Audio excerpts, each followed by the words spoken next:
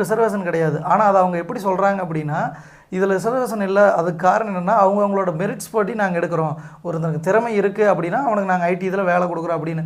இப்போது நான் தெரியாமல் கேட்குறேன், ஒரு தனியார் மயமாக்கல் வரும்போது ஒரு ஆதிக்க லெவலில் இருக்கக்கூடியவங்க, அதிக பணம் படைத்தவங்க ஒரு கம்பெனி ஆரம்பிக்கிறாங்க அப்படின்னா அங்கே இருக்கிற ஹையர் பொசிஷன்லாம் யார் எடுக்க போகிறாங்க?